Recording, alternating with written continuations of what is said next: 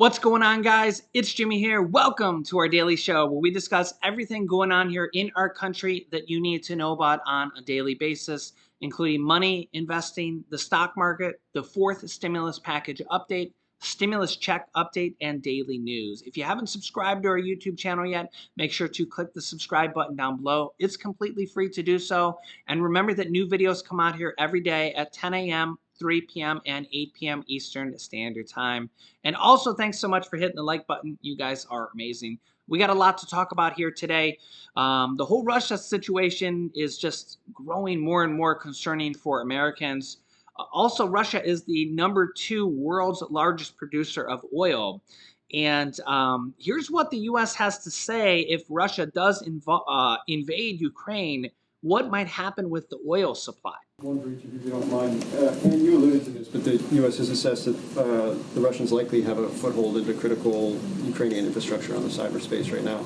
Is it the expectation or is it a likelihood that they will once again try and shut down Ukrainian power? And if so, is that considered a red line for the U.S. in terms of a cyber operation response?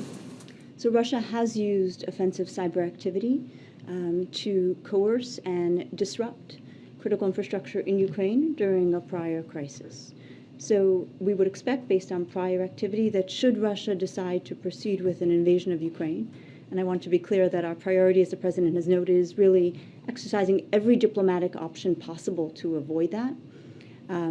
We are prepared for and have been working with Ukrainians and our European allies and partners to help the Ukrainians prepare for potential destructive or destabilizing activity. Would that be a red line for the U.S. in terms of a cyber response?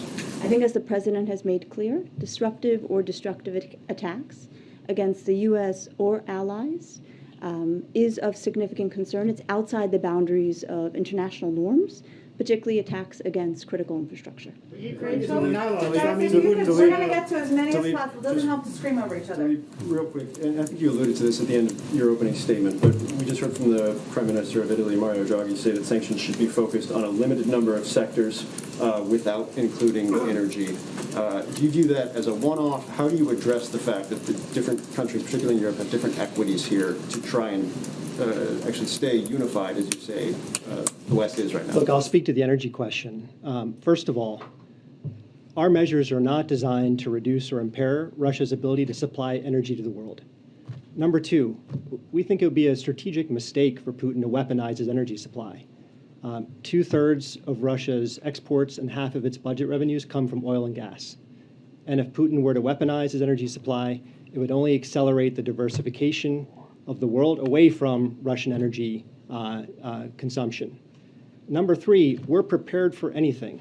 So if Russia decides to weaponize its energy supply, we're ready. We've been taking steps, as I mentioned in my statement, to coordinate with major energy consumers, major energy producers, to ensure that we have steady energy supplies and we have stable energy markets. On natural gas, we've been working with Europe in lockstep to surge natural gas to Europe from North Africa, from the Middle East, from other parts of Europe, from the US, and from Asia. And we've succeeded in largely compensating for any shortfall that could unfold if gas that flows through Ukraine is cut. But the last point I'll make, it's maybe the most fundamental one. Policy involves trade-offs, and the President said this week he's not going to pretend that this is all painless. But think of the counterfactual.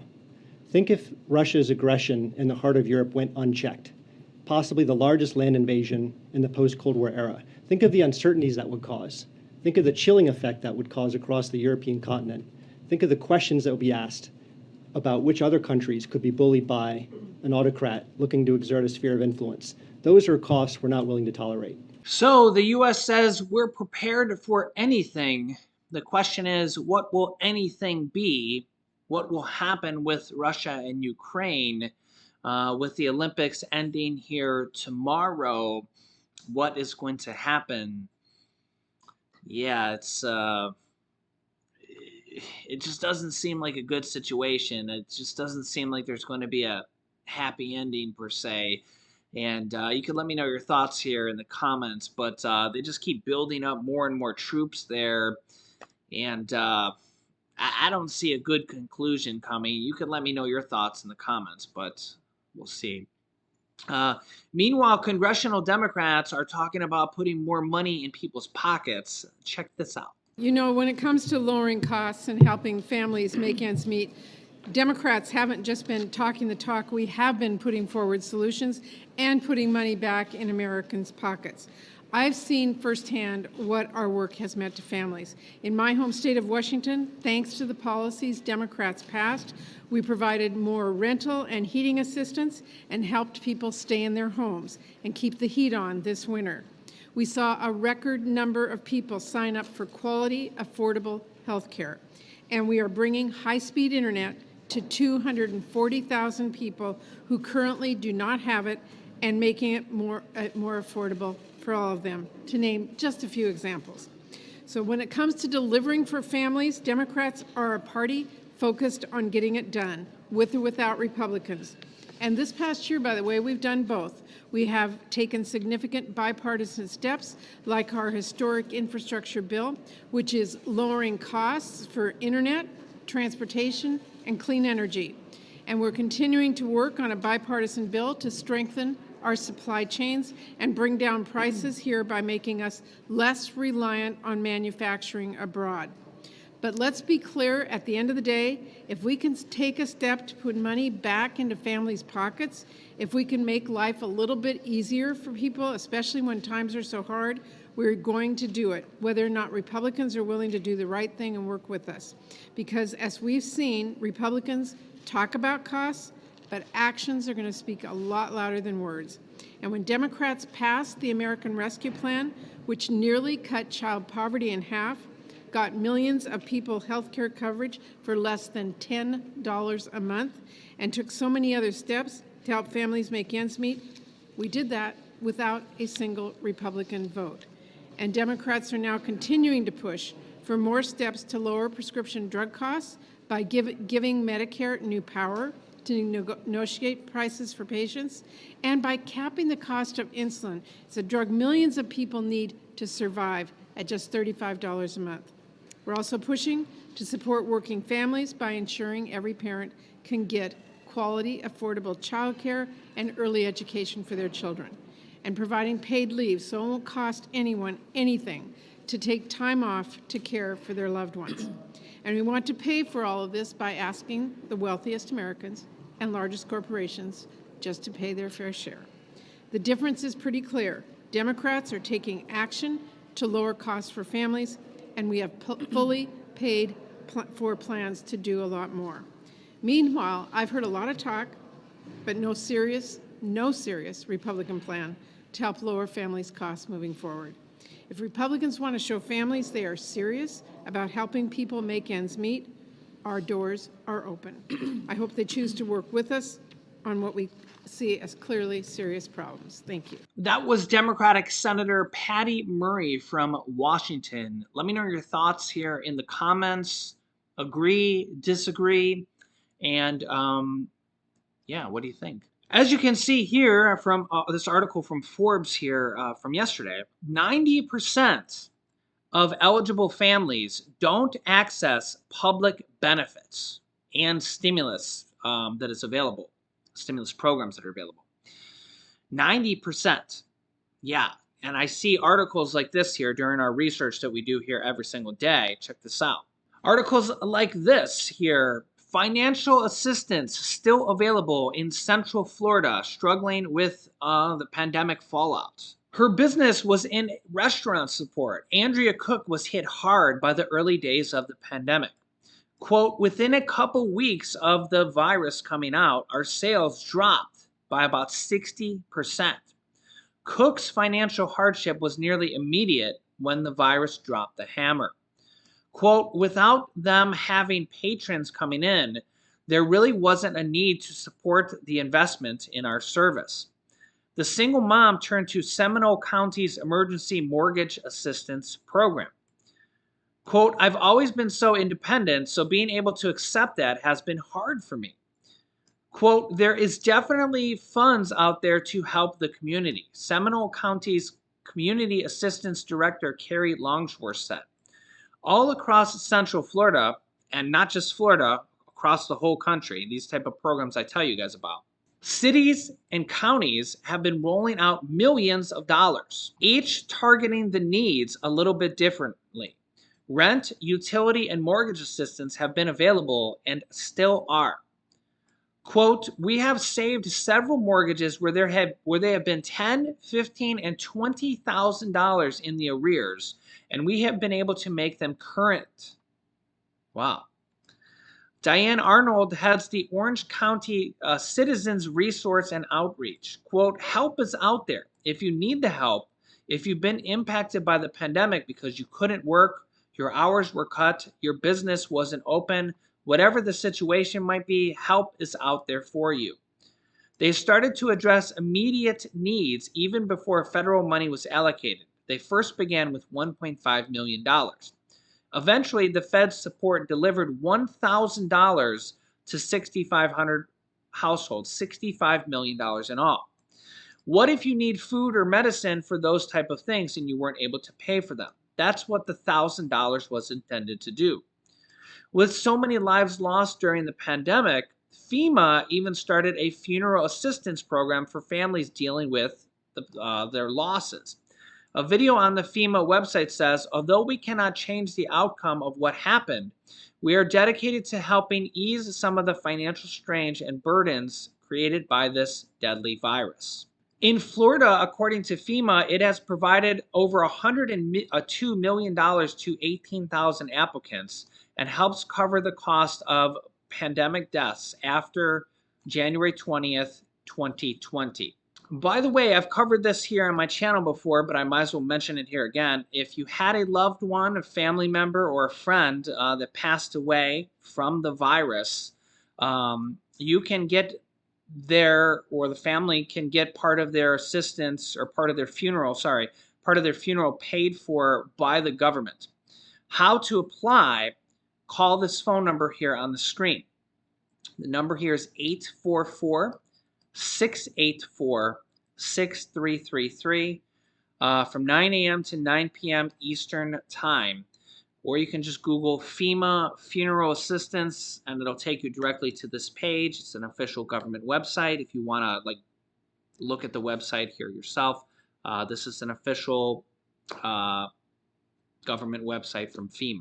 The lesson here is that apply for these programs because, as that article from Forbes said, 90% of people that are eligible for these type of programs don't apply, whether it's the FEMA funeral assistance, mortgage assistance, rent assistance, utility assistance, or even food stamps through the SNAP assistance programs. A lot of people just don't know about these programs and don't apply for them and could be getting a lot more assistance than they really do. And I have links for you down below in the description of this video on how to apply for rent assistance, mortgage assistance, and utility assistance in your area. Some states require you to be behind on rent or mortgage, but some states don't. It really just depends on your state. I've been telling you guys about this for a while, so if you've been watching my channel, hopefully you applied a long time ago. Some states are running out of rent money. The mortgage assistance for homeowners is pretty new, so most states should have mortgage assistance money, or just be opening their programs here as of now. Okay, so and there really could be a lot more rent assistance money coming here in 2022 as well, if and when they pass the Build Back Better package or the new Build Back Better package, whatever the new name of it might be. There was $25 billion of new money in the old version of that, which could be rebranded into whatever the new name of that might be.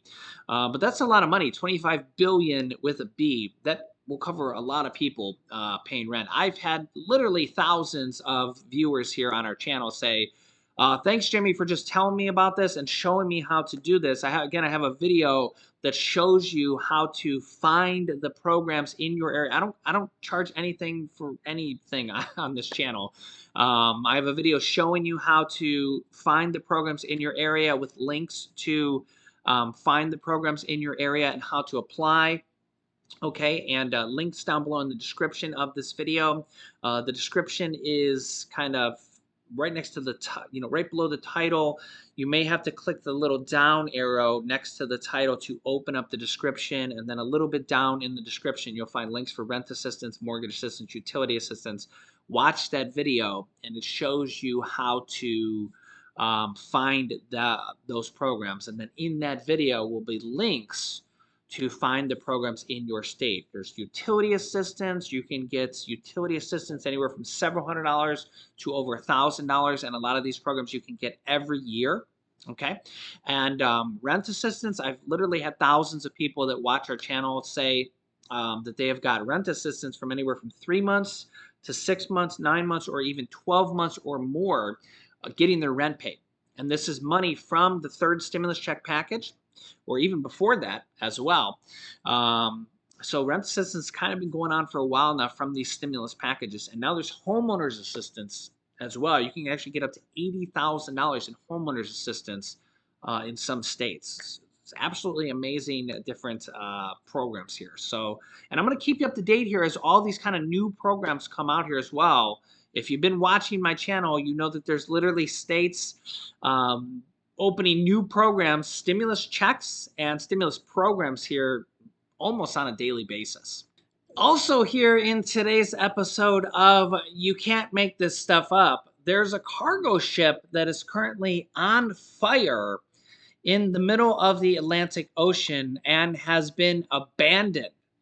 As you can see here in this picture, and it's full of, it has over 1,000 Porsches and almost 1,000 Bentleys, automobiles. And the crew and the captain abandoned the ship because it was so on fire, they were in fear of their lives. So apparently a bunch of people who ordered their automobiles are not going to be getting them, or maybe getting them a little roasty. Yeah, that's unfortunate. But apparently they're still trying to put the fire out, and the ship is unmanned. So they got quite the disaster, abandoned ship, James Bond type of mission ahead of them, because that's a big boy ship they're going to have to rescue.